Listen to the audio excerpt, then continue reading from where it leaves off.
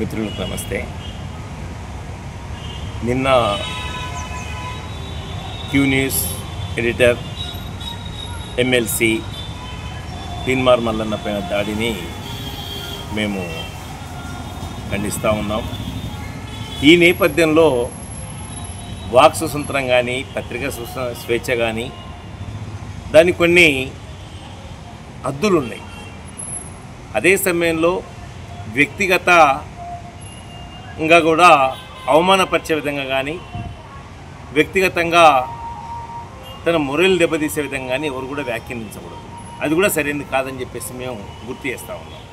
అదే సమయంలో ప్రశ్నకు ప్రశ్న జవాబు కాదన్నట్లు ఈరోజు తను ఉల్లంఘించిందనే భావన ఈరోజు కవిత గారికి ఉండొచ్చు, లేదా వారి జాగృతికి ఉండవచ్చు.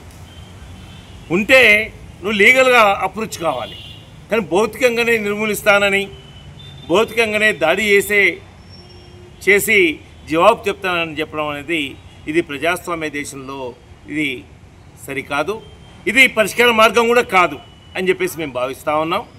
ఏది ఏమైనా ఈరోజు ఏదైతే కొన్ని పత్రికల్లో కొంతమంది టార్గెట్ చేసి కూడా మాట్లాడుతూ ఉన్న నేపథ్యాలు మనకు కనపడతా ఉన్నాయి.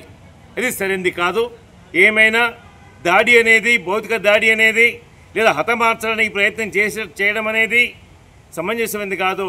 ఇది కవిత గారి కొత్త కాదు, గతంలో కూడా మేము చూసాం. రైతాంగ ఉద్యమంలో మాలాంటి వాళ్ళ మీద అనేక కేసులు పెట్టించి నిర్బంధంలో ఉంచిన విషయం కూడా మేము ఈరోజు ఈ సందర్భాన్ని బట్టి గుర్తు చేస్తూ ఉన్నాం. ఇది పరిష్కారం కాదని చెప్పేసి గుర్తు చేస్తూ దాడికి మేము ఖండిస్తూ ఉన్నాం.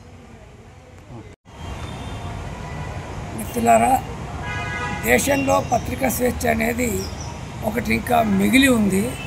దాన్ని కూడా కూనీ చేద్దాం అనుకుంటే ఇక ఇదాన్ని ఎవరు సహించే పరిస్థితి ఉండదు. గతంలో టీఆర్ఎస్ ప్రభుత్వం ఉన్నప్పుడు దాదాపు అందరి మీద ఇలాంటి నిర్బంధాన్నే పెట్టింది. కానీ ఈరోజు ఒకవేళ తీన్మార్ మల్లన్న నీ మీద అనుచితమైన వ్యాఖ్యలు చేసిండే అనుకో, మీరు ఏం చేయాలి? వెంటనే కంప్లైంట్ చేయాలి. ఆ పద్ధతిలో లీగల్గా ఆయన మీద చర్య తీసుకోమని చెప్పాలి. కానీ మీరు గుండా గ్యాంగులను తయారు చేసి ఆఫీసుల మీద దాడి చేయించటం అంటే ఇది దుర్మార్గమైనటువంటి విషయం. ఇప్పటికైనా ఇలాంటి చర్యలు చేస్తే ప్రజలు, ప్రజాస్వామికవాదులు కూడా తీవ్రంగా ఖండిస్తారు. ఏది ఏమైనా మీరు ఒకవేళ బాధపడి ఉంటే దానికి తగ్గట్టు కంప్లైంట్ చేయండి, దాని మీద చర్య తీసుకోమని చెప్పింది. అంతేగాని ఇటు దాడులు చేస్తారు, మళ్ళీ అటు పోయి కంప్లైంట్లు ఇస్తారు. ఇది పద్ధతి కాదు. భవిష్యత్తులో ఇలాంటి ఘటనలు జరగకుండా చూసుకుంటే మంచిదని చెప్పి మేము హితవు పలుకుతున్నాం.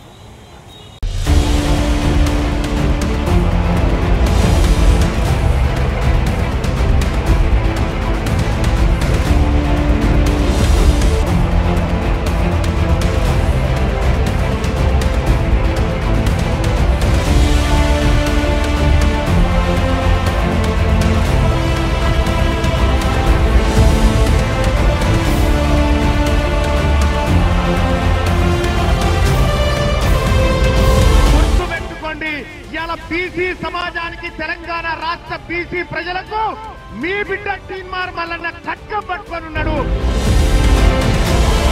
నిన్నటి దాకా ఒక లెక్క, ఇయాల్టి నుంచి ఇంకొక లెక్క.